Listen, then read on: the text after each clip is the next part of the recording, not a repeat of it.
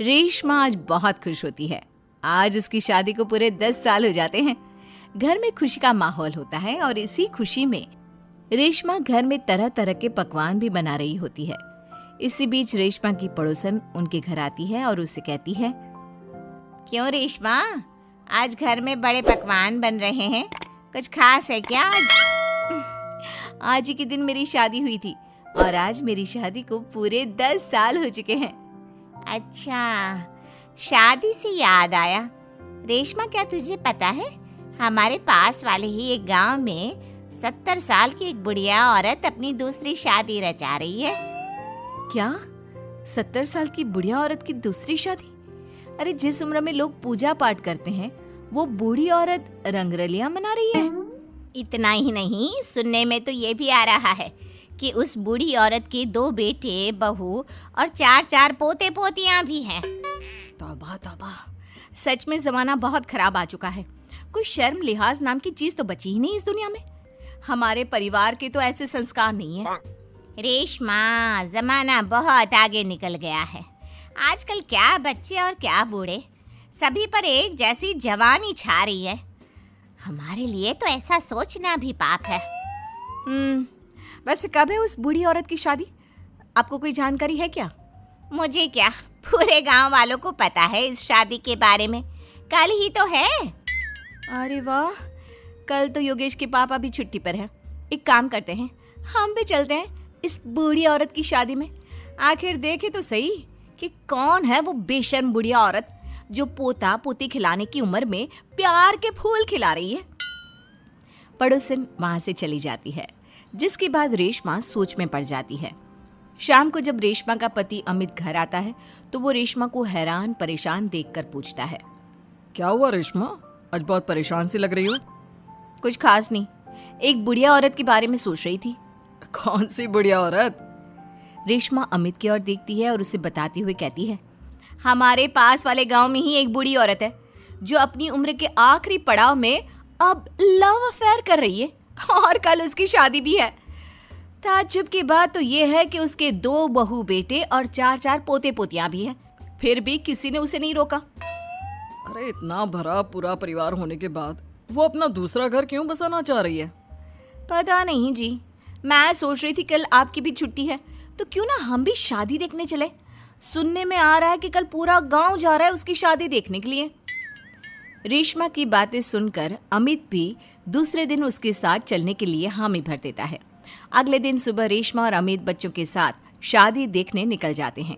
गांव से कुछ किलोमीटर की दूरी तय कर रेशमा अपने परिवार के साथ विवाह स्थल पर पहुंच जाती है। यहाँ की साज सजावट कितनी अच्छी लग रही है ना। ऐसा लग रहा है मानो किसी नई नवेली दुल्हन की शादी हो। देख कर तो ऐसा ही लग रहा है, लेकिन वो बूढ़ी औरत है कहाँ पर जिसके इतने किस्से सुनने को मिल रहे हैं? अमित के इतना बोलने की देर होती है और एक अधेड़ उम्र की बुढ़िया औरत दुल्हन के लिबास में सज संवर कर मंडप पर पहुंच जाती है, जिसे देख रेशमा और अमित के पैरों तले मानो जमीन ही खिसक जाती है। मम्मी जी, यहाँ दुल्हन के लिबास में ये सब क्या हो रहा है? अमित, मम्मी, दादी की शादी, वाह मजा आएगा। मम्मी शादी कर रही हैं और हमें बताना भी जरूरी नहीं समझा? क्या अब हम उनके लिए इतने गैर हो गए हैं? कुछ भी हो, मैं मम्मी जी की ये शादी तो बिल्कुल नहीं होने दूंगी। रेशमा अपनी सास सुशीला की तरफ जाती है। सुशीला अपनी बहू को देखकर सकते में पड़ जाती है। रेशमा, तू यहाँ क्या कर रही है? मेरी छोड़िए मम्मी जी, और आप अपना बताइए, आप यहाँ दुल्हन के लिबास में क्या कर रही हैं? आप इस उम्र में शादी कर रही हैं? जानती है समाज कितनी थू थू करेगा हम पर। समाज के डर से जीना नहीं छोड़ देते बहू।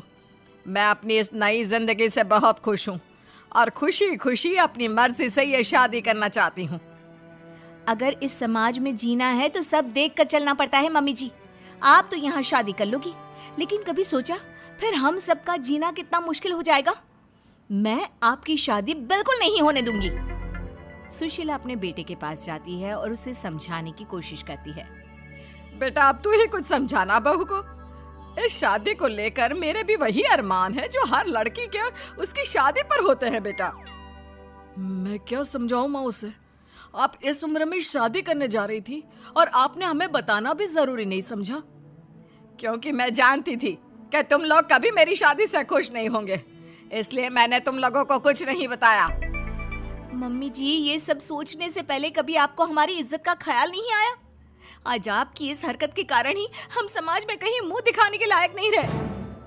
बहू, कब तक तुम यूं ही समाज के बारे में सोचती रहोगी? ये लोग आज 100 तरह की बातें बनाएंगे और कल को सब भूल जाएंगे। क्या इनके डर से मैं जीना छोड़ दूं? कल तो सभी को मर जाना है, उसमें भी अगर हम ऐसे ही डर डर कर जीते रहे तो कभी खुश नहीं रह पाएंगे।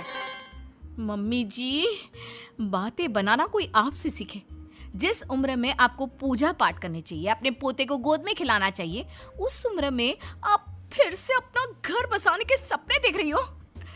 यकीन नहीं होता मम्मी, आप इतनी स्वार्थी कैसे हो सकती हो? स्वार्थी? बहू, मैंने अपना पूरा जीवन बाकी सबकी खुशियों के लिए बिता दिया। अमित के पिताजी की मौत के बाद जब मेरे पास दूसरा घर बसाने का मौका था, तब भी मैंने अपने बारे में नहीं सोचा, अपने बच्चों के बारे में सोचा। और आज तुम मुझे स्वार्थी बोल रही हो? क्या एक बूढ़ी औरत के पास दिल नहीं होता? हमें प्यार करने का अधिकार नहीं होता? सुशीला की बातों ने सभी को सोच विचार करने पर मजबूर कर दिया।